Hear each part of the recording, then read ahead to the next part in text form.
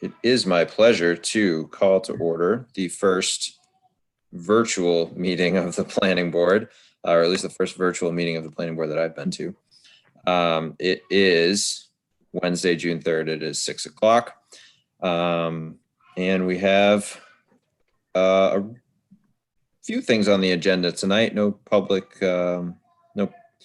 hearings or anything of that nature, but hopefully some spirited discussion nonetheless. So welcome. Does anybody have any information to exchange? Not I. I just have the items printed on the agenda that I can go through if you want.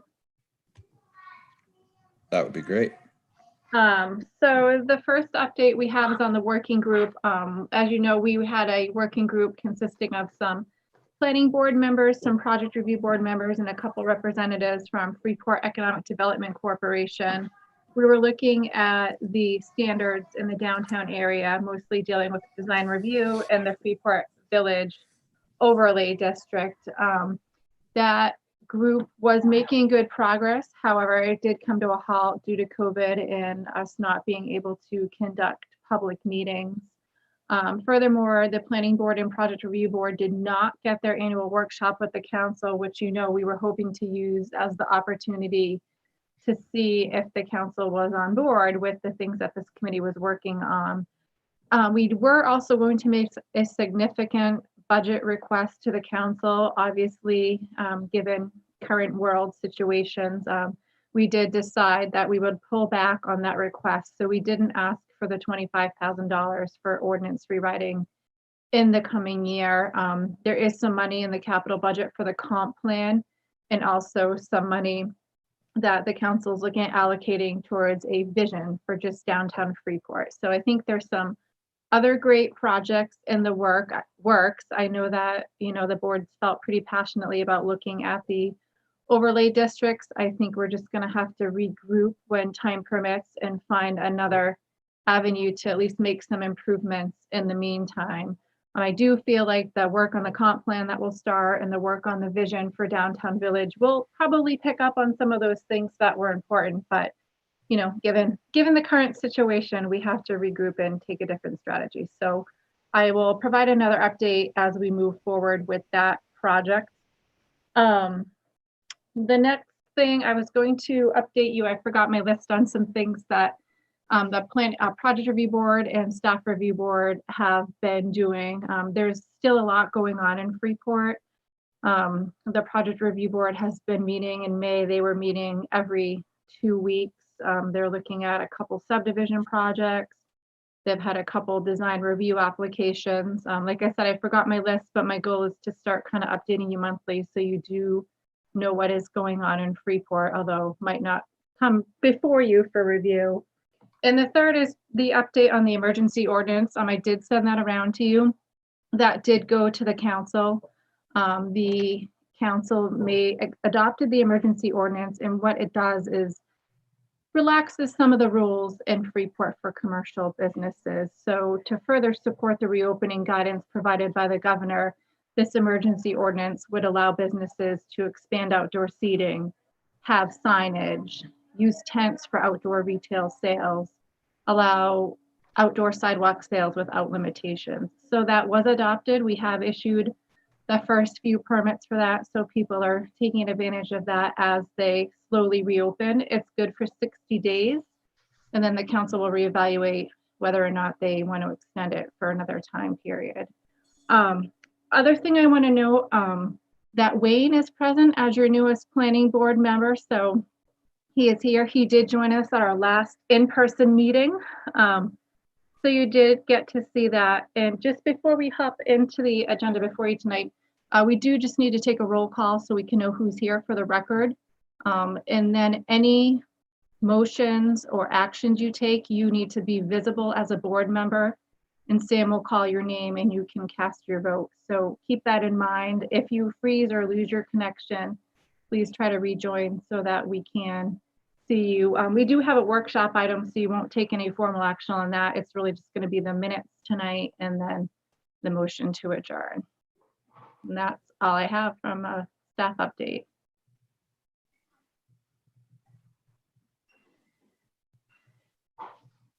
Sorry, I have to get used to unmuting.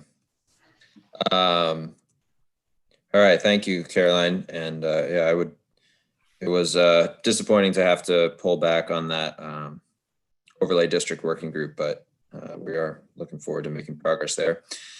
The second item is approval of the minutes from the last meeting, which was all the way back on Wednesday, March 4th.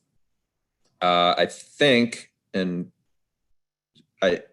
we actually, so there were 4 people at that meeting, and now one of them is no longer on the board. Can we still approve? How does that work, Caroline? Oh, you're muted. Sorry, we can. Greg is still on the board. He is just not here. Okay. So you can't vote on him unless you do have a quorum. So we can table that. We'll have to table that until next month. Okay. Do I hear a motion to table? Do we have to motion to table? Do we not have a quorum? Well, we can't. Yeah, you can only vote on the minutes if you were at the meeting. And since there were only 4 people at the meeting and one of them is not here, we don't have a quorum to vote on those minutes. Yeah, we can just note that it's tabled and I'll put it on another the next agenda. So let's see. Item 3 is the workshop, which has been requested by the Desert of Maine Campground Incorporated and He Stand Family. Hopefully I'm pronouncing that right. Family Holding LLC to discuss options for possible amendments to the Freeport zoning ordinance to allow for proposed development and redevelopment of the Desert of Maine property on Desert Road. The applicant is looking for feedback from us on different options. And as we've noted before, this is discussion only. So I guess it makes sense to turn it over to you, Jim, so that you might have a few minutes to present your proposal. And thank you for being here.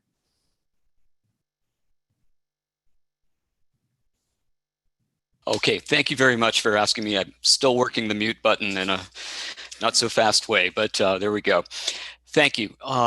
So yes, I'm representing the He Stands, Doug and Mila. And Caroline, are they also able to speak on this later? I'm sorry. Yeah, no, that's okay. They were invited. I don't see them in attendance. I see. Okay. So, but yes, Fair enough. if they come, Okay. Sam, you can ask Sam that question. Excellent. Thank you. The He Stands brought this property, about 38 acres, back at the end of 2018. It houses the old long-running Desert of Maine attraction, we'll call it. It also has a campground with about 46 campsites that's been in business for many years. There's also a snack bar, and there's also a gift shop. You can go get geodes for the kids after they've gone through the Desert of Maine or whatever. And this has been around for a long time. It's primarily a commercial use. And it's primarily a commercial use, but it's in the RR1. So, you know, that's where it was put in back in 1970. So when the town first adopted zoning, the Desert of Maine has been around since about 1920. And these other uses have gone with it. So we have this island of commercial and recreational and a tourist attraction in the RR1. That's what the Heastons purchased, and they purchased it with an eye toward modernizing it, dragging it, kicking and screaming into the 21st century and trying to make something better from it. Try to make something educational out of the Desert of Maine. Try to do something with a 200-plus-year-old barn on the property. And they're both avid music buffs, and they would like to make this into a music performance center, an arts center, and restore the barn at the same time, which will be a significant expense and an investment. They'd like to modernize the campground. The campground as it stands right now, it's tenting sites, RV sites. Some of the more contemporary ways of developing a campground would be to have cabins that are used only temporarily, say from May 1 to November 1, but they may be permanent structures. Some folks have referred to it as glamping. Prefer not to use that term, but that's the term that's being kicked around in the press. The idea is to come up with an alternative that would get people in the outdoors. The Heastons are willing to reduce the number of sites out there in order to increase the quality and modernize that site. It's a large parcel, 38 acres. And so there's enough room to park the cars, to operate the art center, to take that gift shop and to allow that to be used for art prints to be sold, for crafts, things that can go along with it, recorded music. It also is an opportunity to do something with the, instead of a snack bar or hot dog stand, to have an actual cafe. People who are there to hear music, people who are there to go to the craft center could then have a cup of coffee, have some pastry, maybe a small meal. There could be food trucks for a performance. And when we're talking about a facility on the barn, we're talking about approximately 200 seats for classical music, for folk music, mostly acoustic type music. We're not talking about a major rock and roll arena or anything of that sort here. We're talking about something that's much more in keeping with the area.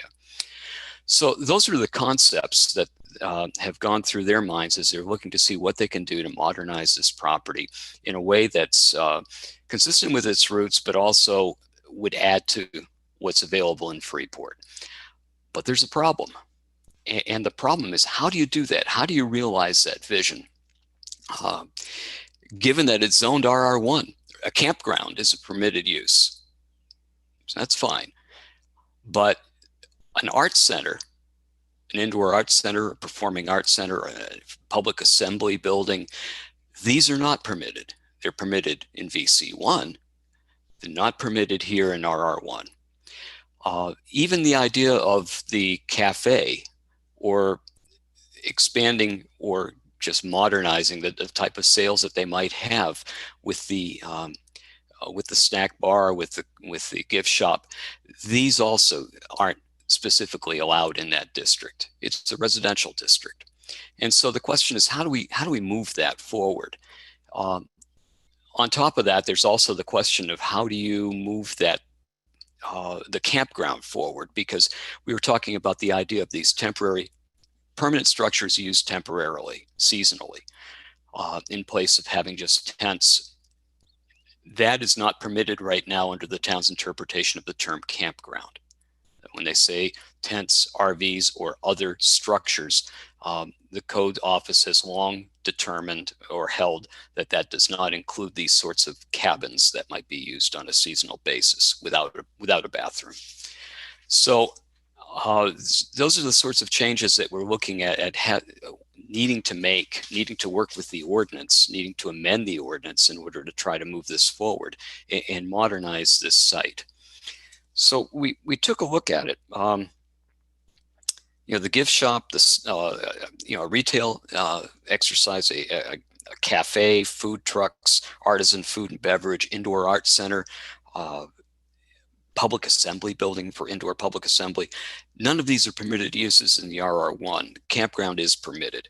We could rezone the property, could rezone it to VC1, but then the campground would wind up being grandfathered non-conforming use because that's not permitted in the VC1.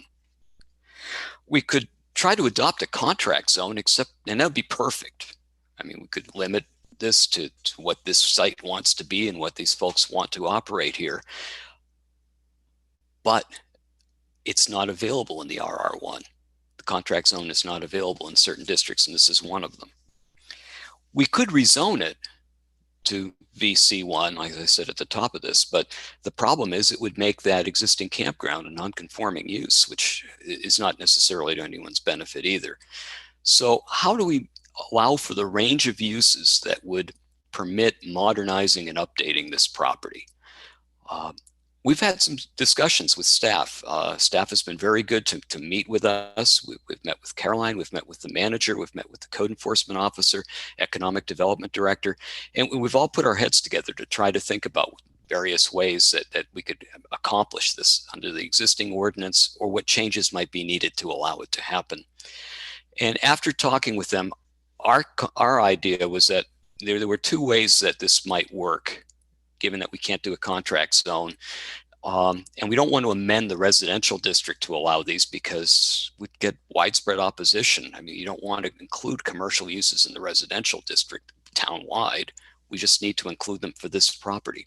So we had two ideas. One of them is an overlay. Keep the RR1 as it is. We're in the RR1.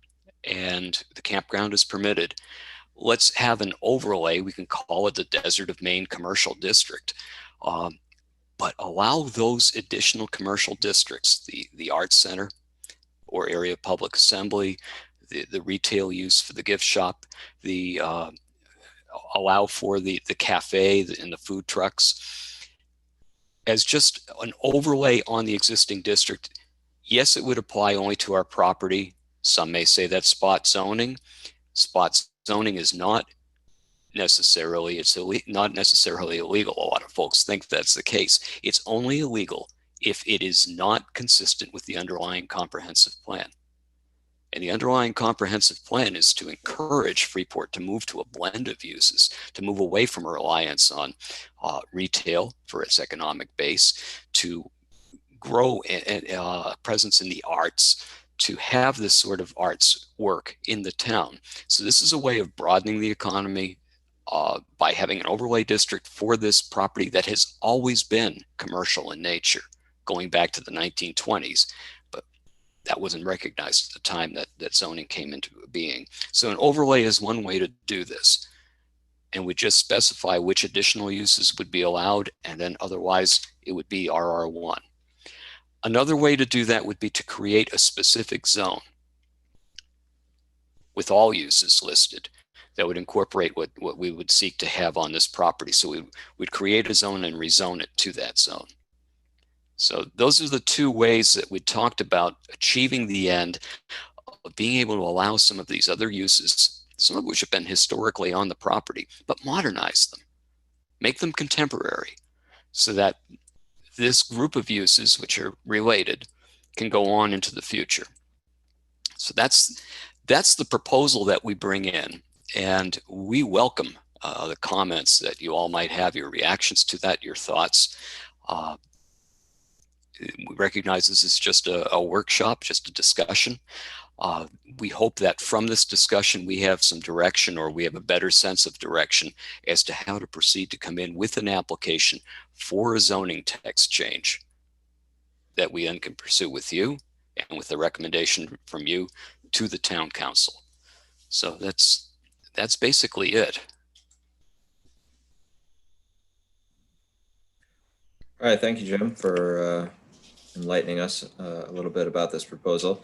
Yeah, I guess, you know, I maybe Caroline has warned you, or you're aware from just the working group and everything, the overlay district tends to be kind of a touchy subject around the planning board and the project review board these days. That said, I do feel like, and I'm speaking personally, not for the board here, I do feel like this use of an overlay district is a lot tidier and more appropriate than some of the other uses that we are currently wrestling with in town.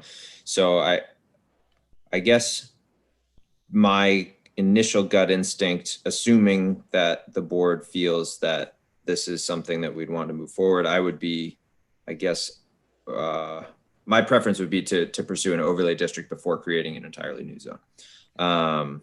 And again, that's just kind of my initial impression. So other initial impressions, I think I was initially pretty wary of allowing or thinking about this kind of use and thinking about the impact on the neighbors. But given the parcel's history, I'd certainly respect that it has a long history in town. And you know, part of my thinking there is trying to think about, are there other places in the rural residential districts that might all fall under similar, you know, it might be a similar condition going forward. And I can't really think of any. I think this really is a unique situation in Freeport to have something with this history.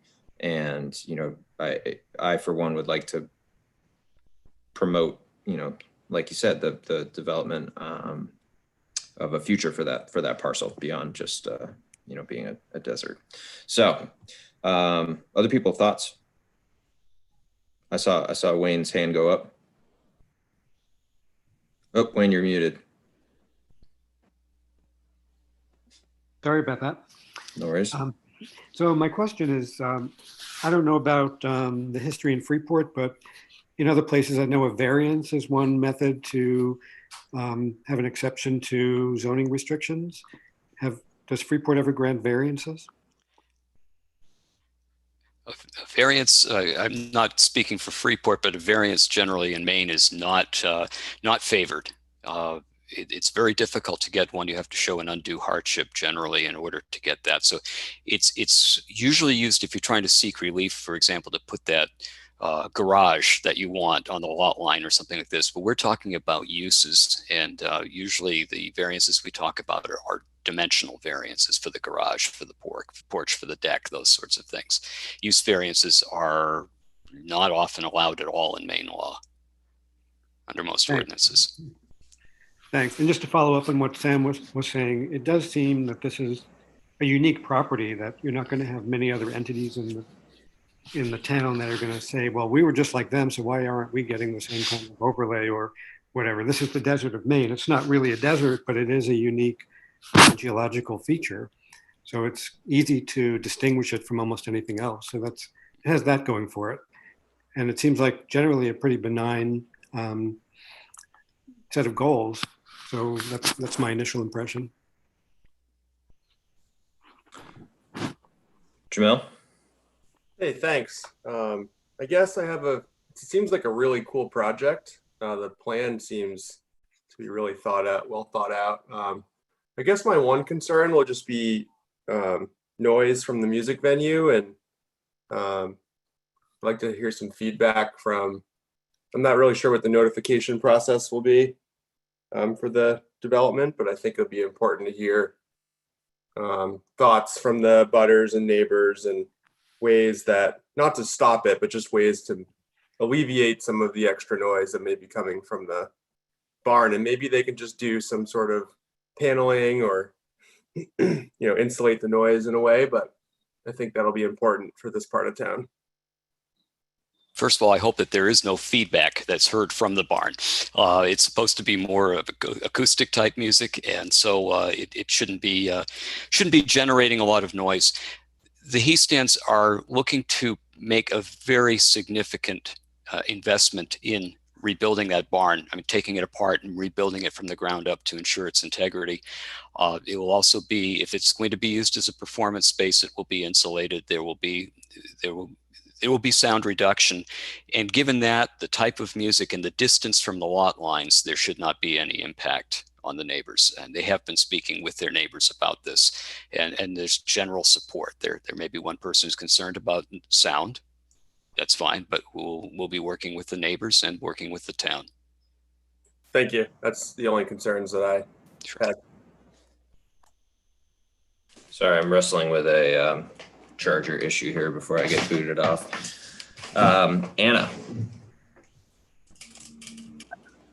I was just wondering, Jim, is there any differences for the project in terms of what they'd be able to do and accomplish if you do an overlay district versus a new district entirely, or would it be the same?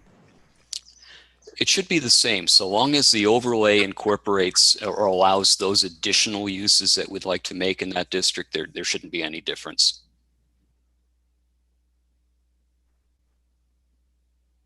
And then Sam, what was your thinking in terms of why you'd rather go with the overlay? Just because there's so many districts already, or what? Yeah, that's part of it. And I feel like it would be a simpler process. But that said, I don't have a huge amount of experience with new, or really any experience with creating a new district in town. So Caroline probably would have a better idea about that one. And then, sorry, last question. Would the work that the overlay district is doing right now, would that impede the process for this new venture? You mean the working group for the? Yeah. I don't think so. I see that as separate issues. Okay. Yeah, that is just. I mean, the fact that we have this confluence of overlays in town is sort of. It's a separate Okay. separate issue. It's not, the problem is not really with the overlays themselves. It's just with how they've been applied over the years and how they add on to each other and compete with each other. And the interaction is not good. So. Gotcha. Thanks. Jim, I'm interested in traffic. I think that's going to be a concern. I'm sure you've thought about it, but I see that as being a concern for the neighbors.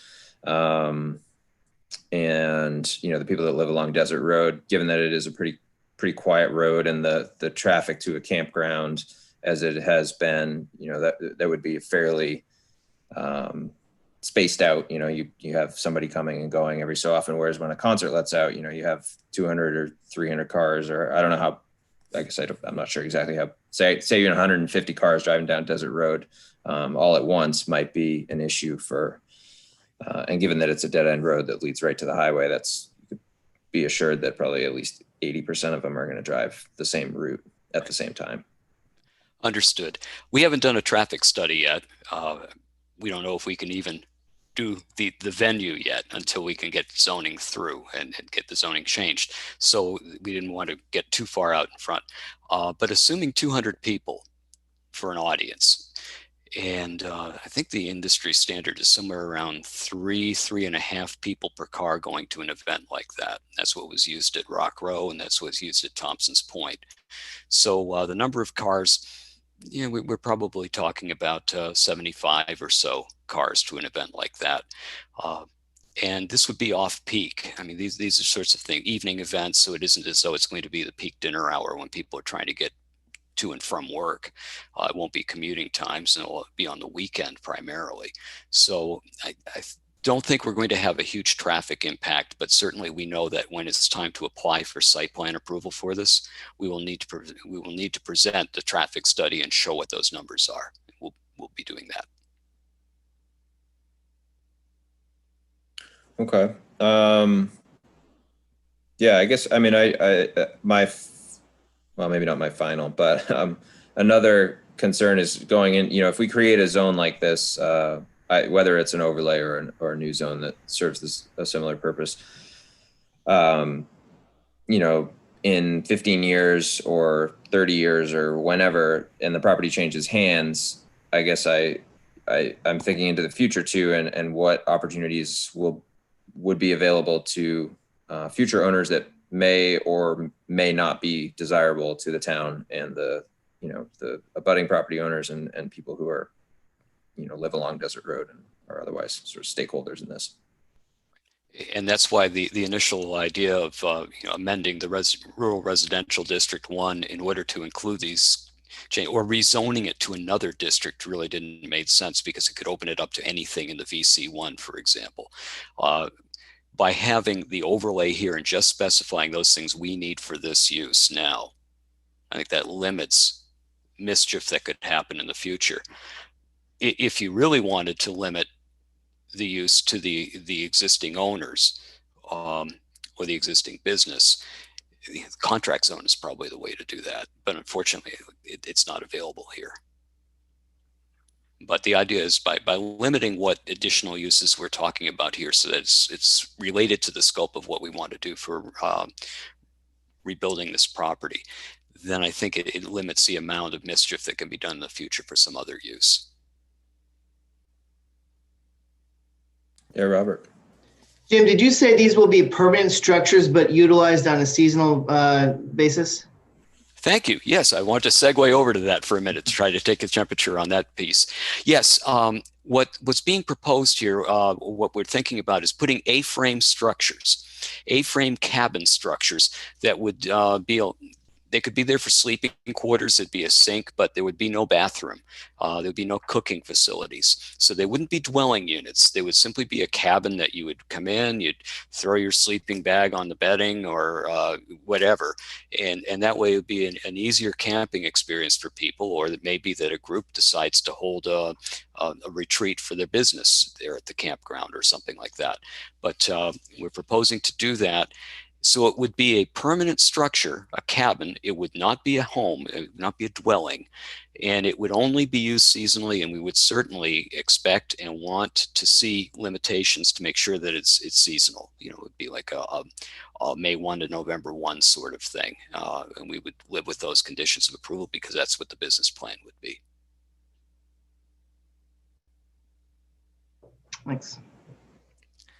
In your estimation, Jim, would that require an additional use or a change to a building? I'm just trying to think how we get, I mean, we have to create, it sounds like, or at least my initial read of it is, it sounds like we would have to create a new use for, because it's not quite a campground, it's not quite a temporary structure, it's almost like a new building type or something.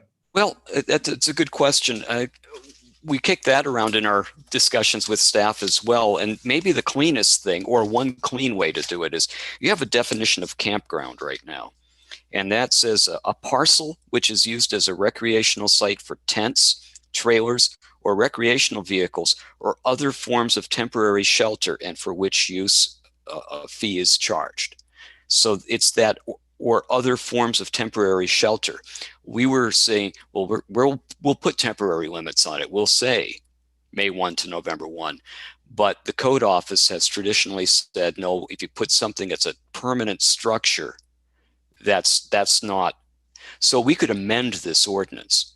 So temporary in the estimation of the code office refers to the structure and not the use of the structure. Correct. And that was Fred Reeder's interpretation as well. So we could amend this ordinance, and that's what we would suggest would be the cleanest way, to just say other forms of temporary structure, temporary shelter, including, and I haven't got the language together yet, but something on the idea of a permanent building that is used only on a seasonal basis, and we could put dates on it, May 1 to November 1, so that there are limitations.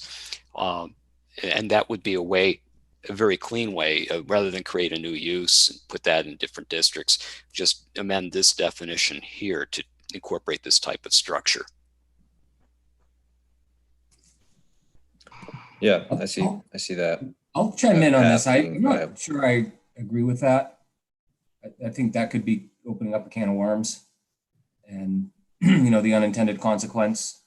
I mean, I think there's a good reason for calling something a temporary structure, not just because of how often you use it, but because it's there permanently. So I'd be more in favor of coming up with an additional, even if we have to come up with a different definition. I think that would be good. And they're clearly not temporary. And I, if you change the definition, then it's applicable to everyone. The overlay would be very specific to this property. The change in definition really does kind of open up a whole nother, and then other people could utilize that definition and start building. I mean, it's a permanent structure. These are permanent structures. If you're going to value this property, these improvements would be, it's not personal property. So, at the same time, oh, sorry, Greg, go ahead. I was going to say, anecdotally, my wife would love to have a pool in the yard, but I can't because it's a permanent structure and it's too close to the property line. But if I said I'm only going to use it 5 months a year, then that's kind of the unintended consequence that can happen if you do something. I agree. Okay. What would be a better way to accomplish this is, I think two of you have suggested calling it it's a permanent structure, but say that do we want to say that it's allowed in campgrounds? Can I before we go down this rabbit hole, Sure. Potential rabbit hole, I don't mean to, It's okay. I just want to take a step back, if we could, for a second, and just sort of gauge the board's general feeling on this project and the property. Is that a reasonable step to take? Are people sort of feeling generally amenable to letting this go forward, or is there strong opposition among the board and a real sort of hesitation to let's wait and get some public input before we go too far? I obviously think we need public input, but this is a very unique property, and it's very historic, and I would be inclined to err on the side of giving some flexibility. or at least getting the feedback from the public about it. And but I definitely think the overlay is like I guess I would not be in favor of trying to rezone that one particular piece of property. Agreed. As much as we need the overlay thing, it might be the cleanest way to do it. Yeah, I agree with that. And I would like to hear back from the general public, but I think generally it's a good concept and that you've laid out for the Yeah, I property. think there will be no shortage of public opinion on this is my suspicion. And, you know, I look forward to hearing that, certainly. I just wanted to kind of get a sense from the board how we felt about it. Yeah, it's a reasonable proposal. So I think gathering more information and listening to people's opinions makes sense. You know. Caroline, you? Yeah, sorry. So first I want to note that we don't have an application before you. You have a letter and this is a workshop. So you don't have a formal proposal. So they're just looking, you know, for some feedback. Due to the fact that it's a workshop and we don't have a formal application, so we don't really know who to notify. The agenda was publicly noticed and circulated like a normal agenda. We don't do direct notification to abutters at this point. We will once we get a formal application.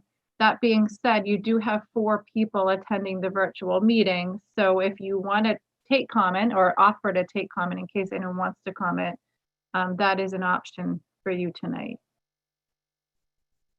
Yeah, I'd be interested in taking comment maybe in a few minutes after we work Okay. through a couple more of these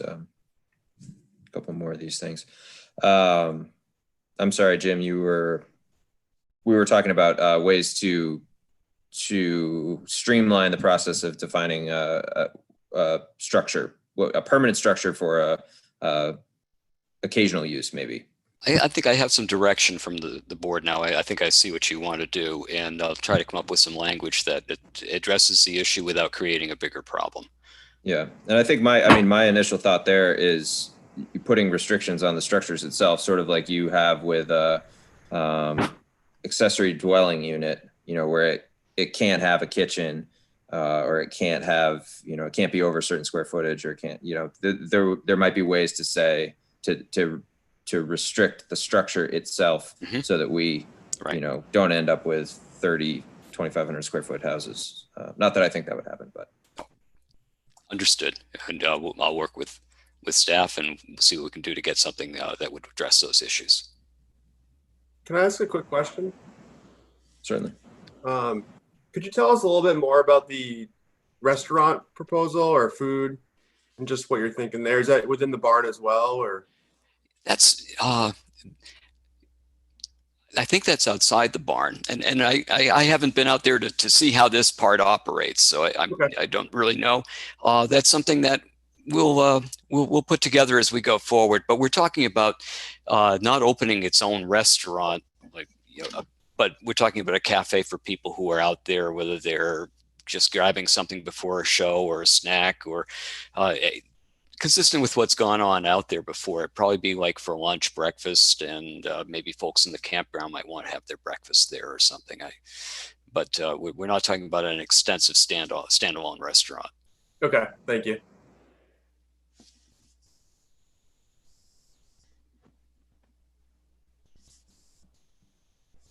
Any other thoughts, or Aaron?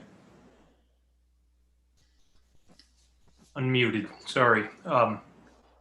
Yeah, just try to add something from my standpoint, talking about a very unique property. And I read the vision statement of the owners, and I applaud them for the vision and the investment. And the proposed uses are not offensive to me at all, particularly in light of the grandfathered use of this property. I would be supportive of finding a way to accommodate it formally in our zoning through an overlay district or its own zone. And I don't really have a preference. I guess I would defer to our town planner on what's most appropriate for our ordinances. But I can't help but remember we had a discussion a number of years ago in the RR1 district about another unique property that wanted to be developed, and it was a soccer field near the town transfer station. And it created a huge amount of public opposition and ultimately never happened. And I don't know if that will be the case with this Desert Road property or not. But Desert Road is seeing a lot of activity lately with that housing project at the start of it, and now the investment at the end of it, proposed investment, I should add. So pretty exciting stuff. That's all I have to add.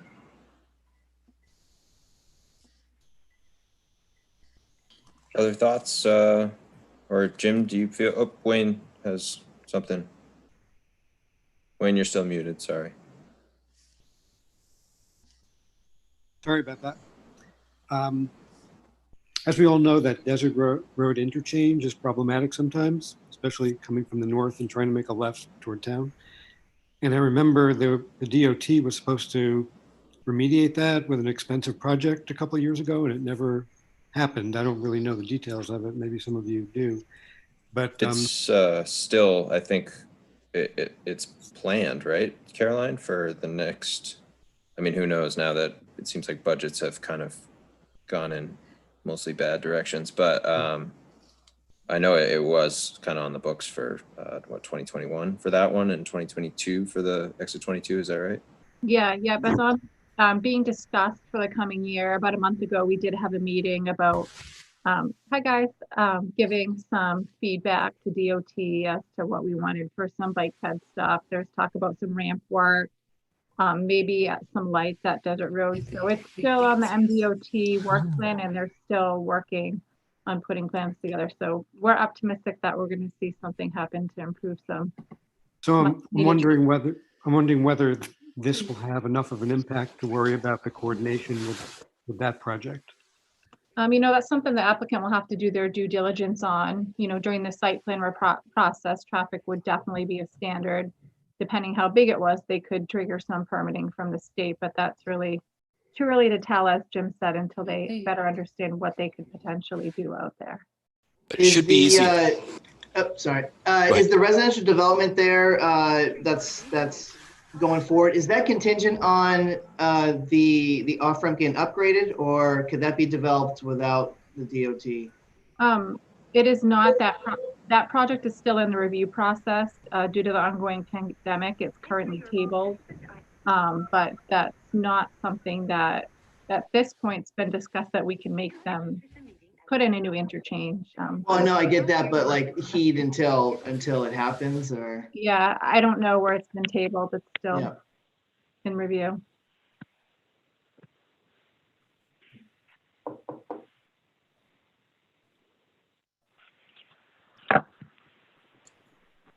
All right, I think, Aaron. Yeah, I was just going to try to move this and ask Jim, and it looks like the applicants have joined. Do you have enough guidance, or have you had enough discussion, Jim, to be productive so that you can continue to work on this? I'd like to thank you all for your comments. We appreciate the guidance, appreciate the direction and your comments. We'll be preparing our application, and when we file that, there will be notice to the public. We will all have a more robust conversation, I'm sure, and we look forward to that. So thank you. We do have enough for guidance. Doug and Mila just joined us. I tried to give an overview. I don't know that I was as good as at expressing your vision as perhaps you would be. And if that's something that the board would like to hear from the applicants directly, and we'd conclude our conversation, that would be helpful. Thank you. Well, first of all, let me just apologize. There's an incomparable mix-up here. So I just want to say thank you to the board for taking time this evening and to consider our proposal. And I'll actually just let you answer whether you do want to hear from that, or if you want the rest of your evening back before I take any more of your time. I would, I guess, thanks for joining us. I mean, I know that these virtual meetings are challenging for everyone. So, we're happy that you made it. We thought we were joining 20 minutes early, and we're still overcoming the shock that we're 40 minutes late. Oh, that's quite all right. No worries. We had a good discussion. I'm sure Jim will fill you in. I think the board overall is amenable to taking the next steps and, seeing an application from you guys.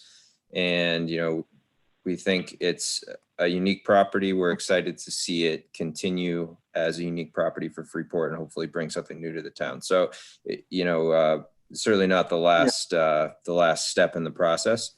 As you know, there are many still to come. And I think, I think I speak for the whole board in saying that we're excited to hear from the public and kind of continue this process and see, what you guys bring to the table and how the other stakeholders in town and your neighbors and all of those people feel about it. So, yeah, we're looking forward to the next steps. Great. Okay. Thank you. All right. Next agenda item as I navigate my computer here. Let's see. So discussion of upcoming meeting schedule and possible agenda items for our next, presumably virtual meetings. I guess I'll defer to you, Caroline, on this one, if you don't mind. Sure. So as you know, we were pretty much ready to go with the solar public hearing. One of the challenges with that is we have to notify about 3/4 of Freeport. So we're talking a couple thousand people. Zoom cannot handle a couple thousand people. So that creates a challenge for us. I don't think if this goes on forever, I think we're going to have to come up with a solution. But at this point, I would say we put it off another month and reevaluate because we do want to make sure we get public input. It's a big change. It would allow solar panels in most of Freeport, the rural zone. So I think we do really want to get the public comment as much as we can to have it go forward and be useful. The other thing we have is shoreland zoning. We did get the draft language back from the consultant. We still haven't had time to go through it, but that has 800 required notifications with our notification policy. So that one, I would say right now we're also still kind of in a holding pattern just due to the limitations of the technology we have before us. We did talk about public notification requirements and adding a second requirement to the subdivision ordinance and site plan ordinance. I feel like that's pretty straightforward. We don't have as much general agenda notification and we don't have to do direct abutter notification. So I feel like that's something we could talk about or have a hearing on if you guys felt like you wanted to keep going with that. And then the other thing I expect for you to have next month, there's been some issues kind of highlighted with section 504C, that's the rural flexible lot development that the board adopted about 5 years ago. There have been some enforcement issues flagged. So I think you'll be seeing that come with a recommendation that you consider repealing it or replacing it. And I think you'll probably have that for discussion at the July meeting. I feel like if the board's ready, we might not have huge agendas, but we could start going back to the first Wednesday of each month. Right now, for the foreseeable future, we have to assume that it's using Zoom. Town hall just opened this week. We're not yet resuming public meetings in the building and public access is limited. There's also group gathering restrictions under the guidance from the governor. I know July and August are tough. Usually people are going on vacation. I'm not sure what people have planned at this point in time. So I'll look to the board for some guidance to see how you feel about resuming, whether it be virtual back to the first Wednesday of each month, or if you really want to only go forward with essential business that really can't wait. Hey, I have a question for you, Caroline. Sure. Does like the town charter give any guidance on like are we obligated to do certain things or not do certain things? So I think under some of our ordinances, you could be obligated to do some certain things. Definitely we face that at project review board. Applications have certain timing requirements. At this point, the directive from the council is that we still really only be conducting essential business. Tonight's workshop was here because the applicant had wanted to come to you and we had already put them off. I think if the preference of the board is to wait to meet, if something comes in, then I'll reach out to legal counsel to see how we have to handle it. And if we have to have a meeting, you know, I'll give you all a phone call. But if your preference is really just to kind of wait it out a little bit, you know, that will be respected as well. Aaron?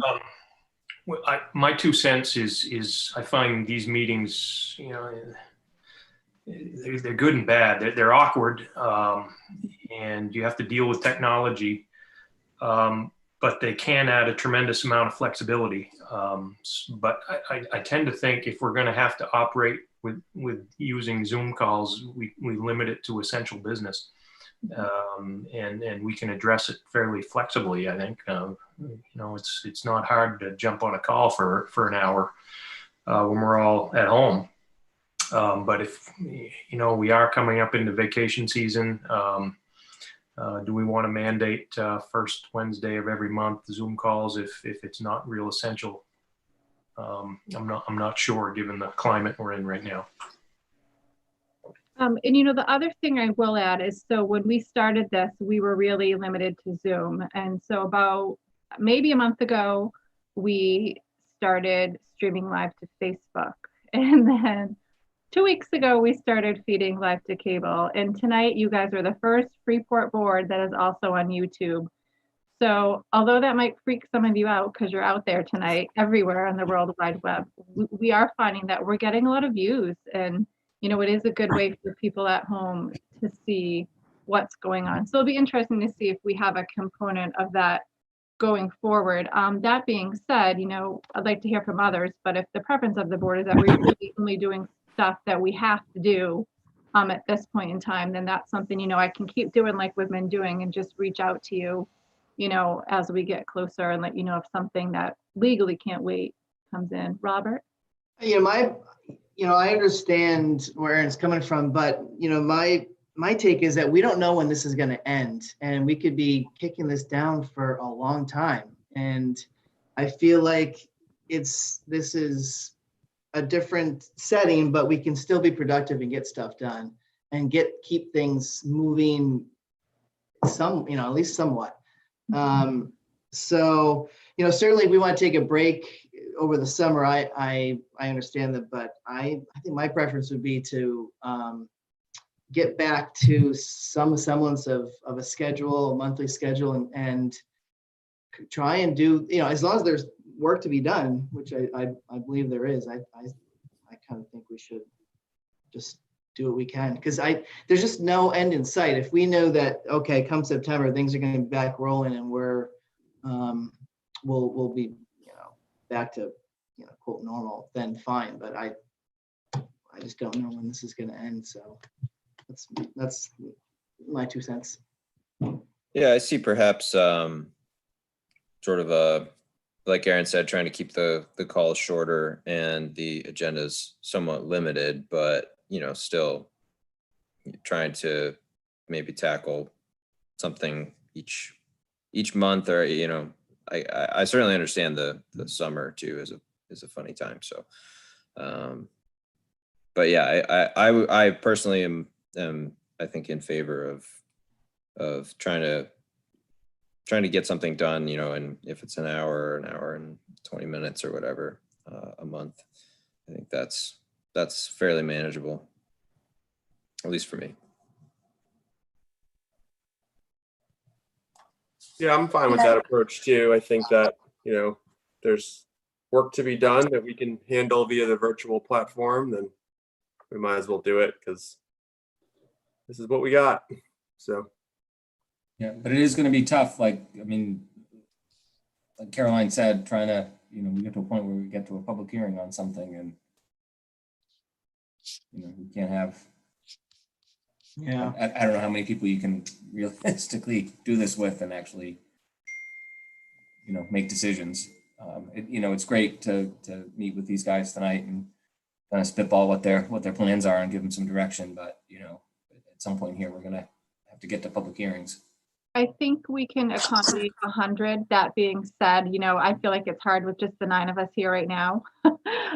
So I can't imagine having it with that many. I'd be hesitant to bring you anything large at this point unless legally I had to. I think, the public's not all there yet. People like to come into the boardroom, and see you and speak to you and see stuff. So I think if there's something big that can wait, that would be my preference, to make sure we get, the most public. I think discussions are good. People can sit at home and they can just watch that discussion that you just had. So, that is a nice thing, but public input's a big concern of mine. I want to make sure we give ample opportunity. If we get it up front, I think you end up with a better product.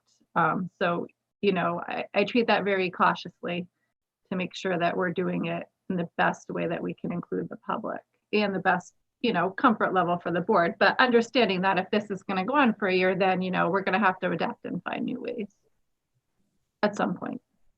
Yeah, that was my point. A lot of what we do requires public input. A lot of it, and I just don't know if we have a good way to gather that right now. And my fear is that, a lot of the people who normally would, drive to the town office and show up and speak their mind about a project that's going on next door to them might not be, Chris, even I had trouble getting in here tonight, might not be, we might not hear from them. It might be a barrier for them. Yeah, and so you saw the agendas go out with the Zoom information. They can also submit stuff in writing to me, but I think if we did have something and we got a bigger turnout than we expected or than we felt would work well in Zoom, then, you guys always have the right to table an application. But I think if the board's comfortable, I would say we can pencil the first Wednesdays in, and I'll just keep reaching out and kind of feeling you out and see where you're at and, see where the world's at, because we can make a plan today right now and it will change tomorrow. We'll get new information. So I think that's a good strategy. And then if people reach out, I'll just let them know their preferences that we kind of hold off for right now, unless it's really essential and, needed for stuff to happen. Anyone else have thoughts? Anna?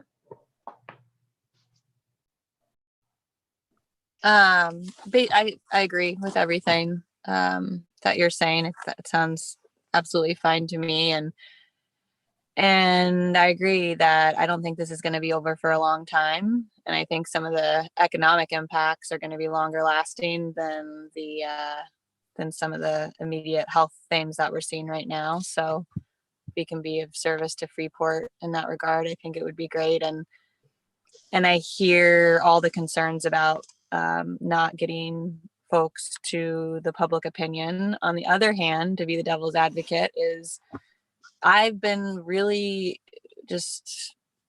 people have adapted very quickly. And I think it's obviously it'll be harder for older folks or, for some folks to join online, but who knows, maybe we see more of the youth coming, or we could also kind of view it as an opportunity if, in the worst case scenario, we're not able to hold the public hearing in the traditional sense and we have to move it online. I think all of us just need to keep an open mind and know that there's going to be many new things coming our way. Yeah, I think that's a good point. For every person who doesn't show up to a digital meeting, there may be another who does. It's hard to say. So, all right. Well, I think we have a non-plan sort of a plan for how to move forward. The term penciled in was used and I liked it. Yes. I just pointed to Aaron on my screen. That probably didn't make any sense for anybody else, but such is the new normal, right? Okay. So is there anybody waiting in the wings? I'm not even sure. No, there's not. I can see the attendees has dropped to 0. Oh, you know what we can do though? Can we go back and take a vote to approve our minutes now that Greg is here? Yep. So you're going to take item 2 out of order. Yep. Okay. So we're going to go back to item 2, which is approving the minutes from our March 4th meeting. And just a reminder, only people who were present for that meeting can vote and motion on it, I think. I'll move the minutes. From the March 4th meeting. Second. All in favor? Aye. Oh, and we have to call. Yeah. Okay, so Aaron is an aye. Greg? Aye. And was it Jamel Mhm. who was there? I was Aye. Aye. And I am an aye. So Okay, Well so done, Mr. Chair. there's first virtual vote in Freeport Planning Board history right there. So for the record, excused, you had Robert Ball, Wayne, and Anna.